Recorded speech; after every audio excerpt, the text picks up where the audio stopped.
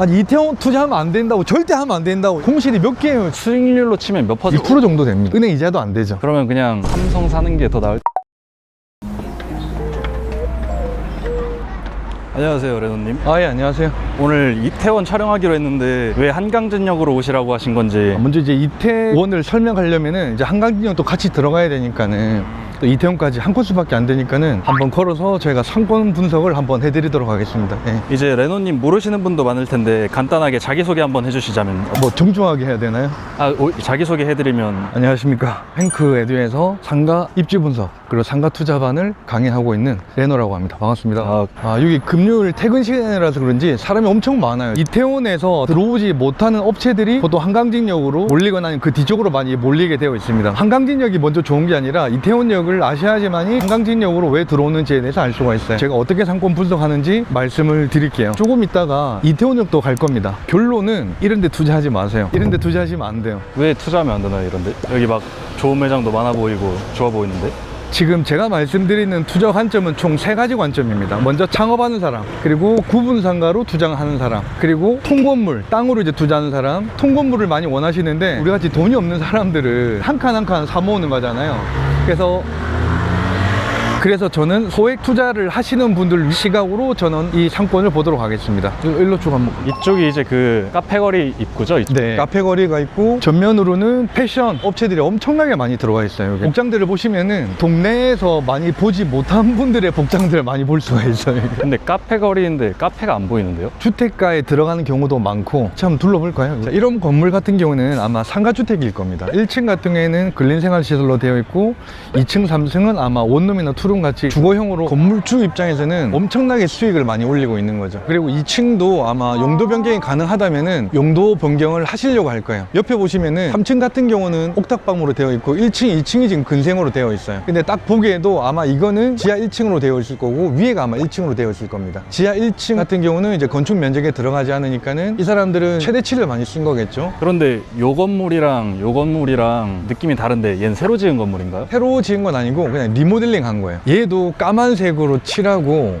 외장만 몇 가지만 갖다 붙인다면은 똑같은 입장일 겁니다. 근데 아마 가만히 있어도 임차인들이 막 들어오니까 굳이 할 필요가 없었거나, 앞에 보시는 건물들도 1층이나 2층 같은 경우에는 근생으로 되어 있고 2, 3층 같은 경우는 주택으로 되어 있습니다. 여기도 마찬가지로 기존의 리모델링, 이제 건축용으로는 아마 대수선을 통해서 아마 조금 변화를 일으키는 것 같아요. 근데 이런 거 건물 살려면 얼마 들어요? 이거는 평당 최근에 이제 거래된 게 한 1억 2, 3천 정도 거래된 걸 봤었습니다. 한 평당. 한 평에 1억이요? 예, 한 평. 그러면 일반 소액 투자자들은 좀 접근하기가 힘들겠네. 그러니까 이런 거는 이런 게 있구나, 이 정도 느낌으로 봐야 되는 것이, 저렇게도 바꿀 수가 있구나, 이제 눈으로 좀 많이 익히시면은 나중에 투자하실 때는 좀 도움이 많이. 건물이 막 수십억이면은 수익률로 치면 몇 퍼센트 정도예요? 보통 이런 데는 한 2% 정도 됩니다. 2%대. 예. 2%요? 은행 이자도 안 되죠. 그러면 그냥 삼성 사는 게 더. 근데 이런 거 사람 사는 집에다가 용도 변경 해야 되는 거? 용도 변경은 해야죠. 용도 변경을 하지 않으면은 사업자는 나오겠지만은 제약은 많이 걸리게 됩니다. 용도 변경 해달라고 하면 해주나요? 그렇진 않고 이제 개인이 하기는 조금 힘들고, 여기 해당 지자체의 건축사한테 위탁을 하게 되면은 주차라든지 정화조라든지 그 다음에 용도 변경이 가능해요. 원룸 월세를 주는 거랑 상가로 월세를 주는 게 좀 차이가 많이 나나요? 차이가 많이 나죠. 주거 같은 경우는 세입자분들이 연락 와서 물이 안 나온다, 벽재가 떨어졌다, 창문이 샌다, 뭐 이렇게 여러 가지로 많이. 상가 같은 경우는 모든 거를 다 임차인들 합니다. 아무래도 이런 상권에서는 원룸보다는 수익률이 훨씬 더 큰 거는 상가로 임차인을 받는 게 훨씬 더 큽니다. 한남동 입지는 어떤 편인 것 같으세요? 그러니까 한남동은 예전에 이제 입지적으로 너무 괜찮죠. 혹시 PD님은 왜 한남동인지 아세요? 한남동이면 한국 남자? 아래는 한강, 위로는 남산이 있어서 한남동이 된 겁니다. 이런 데는 공실이 거의 없겠네요. 어디든지 공실은 존재합니다. 상권이 좋다고 해서 공실이 없고 이런 건 아니고, 이런 것은 단점이 뭐냐면은 임대료가 너무 비싸기 때문에 회전이 빠르거나 아니면 객단가가 높은 업종으로 올 수밖에 없어요. 지금 카페 거리인데 카페를 본 것 같진 않죠. 편집샵이나 옷집을 보러 온 것 같아요. 비싼 차들은 많아 보이던데 카페 거리가 아니라 카페 거리. 한남동이 예전에 비해서 되게 사람이 많아졌다고 하는데 얼마나 많아졌나요? 한 10년 전에 비해서 10배 이상. 외국인들 뭐 요즘에 캐데온이라든지 K-팝 열풍들이 엄청 많잖아요. 지금이 거의 고점인 건가요? 이게 열기가 계속 꾸준히 간다면은 아마 계속 더 유지가 되지 않겠나라는 생각을 하고 있습니다. 곧버스 타야겠네요. 앞에 보이는 건물들이 한남 3구역 한 5,000세대 이상 지금 들어오는 보통 기본적으로 한 2000세대가 되면 기본 상권이 형성이 됩니다. 4000세대, 6000세대 가까워지면 자체적으로 상권이 더 형성이 되고. 여기는 대로변이 되게 깔끔하게 정리되어 있는 것 같아요. 여기 보시면은 개인 자영업보다 패션 회사들이 다 밀집해 있기 때문에, 그리고 인근에 공공기관들이 많다 보니까는 신경을 좀 많이 쓴 것 같아요. 대기업들 많다 보니까 저런데 막 광고도 크게 붙어 있네요. 저런 거는 이제 허가가 안 납니다. 3층 이상, 5층 이상 이런 곳에 이제 광고를 부착되어 있는 것들은 위반일 가능성이 높아요. 그래서 이행강제금 같은 경우에는 1년에 이제 한 번, 두 번 정도 부과가 되거든요. 근데 저 광고 비용을 받을 수 있다면은 이행강제금보다 훨씬 더 많은 수익을 얻어낼 수가 있기 때문에, 옆에 보시는 것처럼 내부에서 바깥으로 광고하는 거는 전혀 상관이 없어요. 용산구청 5개 간판가에 간판 허가를 넣었으면 아마 저거 안 나왔을 것 같아요. 전과는 안 남아요? 정가 그런 거 없어요. 이런 건물은 이제 1층, 2층 건물이에요. 1층 밑으로는 다 지하인 거죠. 근데 용적률이나 건폐율은 안 잡힙니다. 아, 그래요? 지하 3층이든 7층이든 짓더라도 여기 보시면은 몇 층인지는 모르겠지만은 한 여러 층까지도 지을 수가 있는 것 같아요. 굉장히 좀 장점이 있는 건물인 거죠. 한강진하고 이태원역 사이에 스타벅스 이제 리저브 매장이 2018년도부터 있었어요. 26년도 6월 달에 철수를 했습니다. 스타벅스가 왜 철수를 해요? 돈은 많이 들어가는데 효율이 안 나오니까는 아마 철수를 한 것 같아요. 이번 논란 때문에 혹시 스타벅스가 그런 건 아니에요.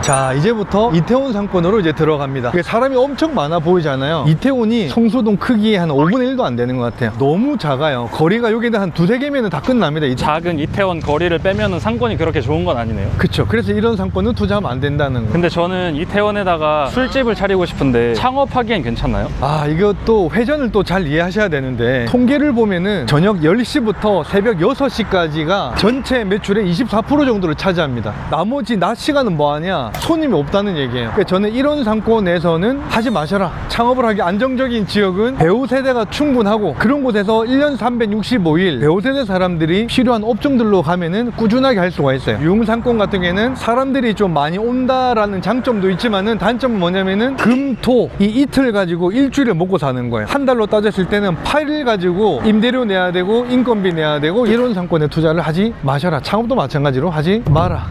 그럼 금토 이틀 장사하는 건데 그때 비 오면은 좀 장사가 아쉽겠죠. 많이 아쉽겠죠. 이제 여기가 이태원역입니다. 그리고 길 건너가 그 유명한 해밍턴 호텔. 자, 여기는 크게 1, 2, 3, 4번으로 나눕니다. 1번 출구가 보통 우리가 이태원이라고 하는 메인, 2번은 대사관저가 많은 곳인 거고, 4번 출구가 식당이나 카페 쪽에 많이 있는 곳이고, 3번 출구가 대한민국의 이슬람 사원이 있는 곳입니다. 저희가 교회나 절 같은 건 많이 보지만은 이슬람 상권을 보러 오는 경우는 잘 없죠. 그렇게 1, 2, 3, 4번 출구마다 특색이 있다라고 이해하시고 오시면은 좀 도움이 많이 되실 것 같아요. 이슬람 상권은 고깃집이 없겠네요. 외국 음식을 많이 맛볼 수 있는 곳이라고. 벌써 냄새부터 한국스럽지 않은 냄새가 나. 다양한 국적의 문화도 있지만은 또 한국 대표적인 음식들도 많이 있는 거. 그러네요. 국밥도 있고. 그래도 이런 상권은 투자하지 마셔라. 앞에 보시는 것처럼 임대 문의도 붙어 있죠.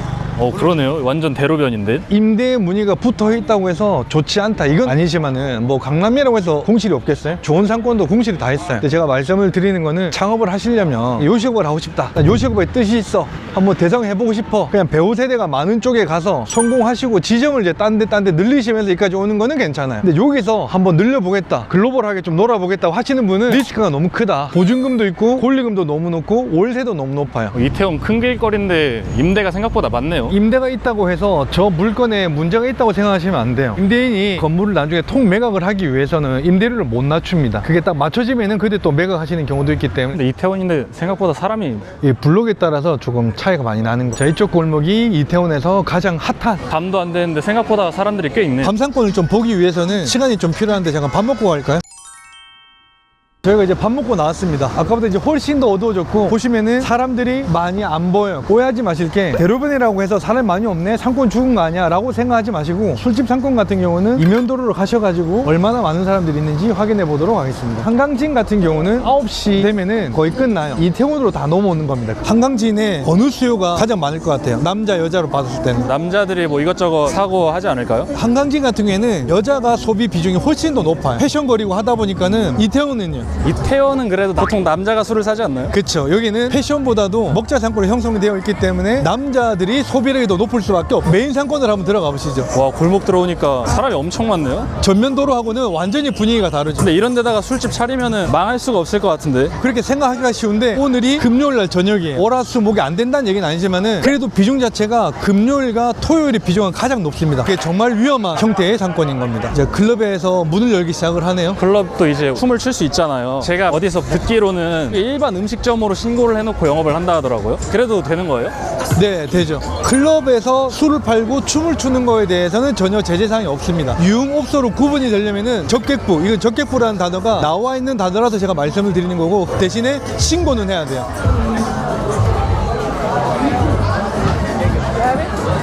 그래서 여러분들이 만약에 유흥상권에 임장을 하실 때 평일 낮에 가시면 안 되고 저녁에 꼭 가보셔야 돼요. 언제 임장을 하냐에 따라서 상권에 대한 분위기 또 투자에 대한 시선 자체가 완전히 달라질 수 있다는 근데 이제 이런 데서 창업 말고 투자를 한다고 하면은 어떤 부분을 잘 봐야 되나요? 보지 마요.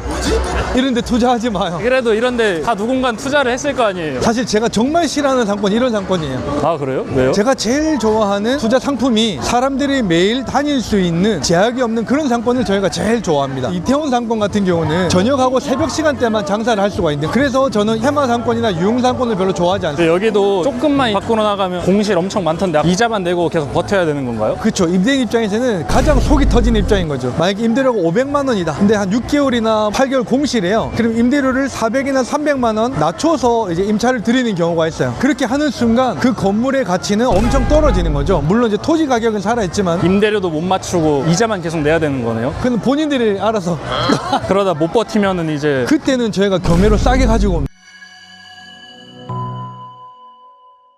한강진에 투자하시겠어요? 아니면 이태원에 투자하시겠어요? 저는 두 개 다 투자를 하지 않는다. 처음 하실 때는 아파트 앞에 있는 상가부터 먼저 시작. 대한민국에서는 90% 이상이 투자를 하지 말아야 되는 지역이에요. 그런 물건들을 어떻게 찾는지가 관건이란 더 궁금하시고 디테일하게 더 알고 싶으시면 탱크헤드의 상가 임장 스터디를 들으러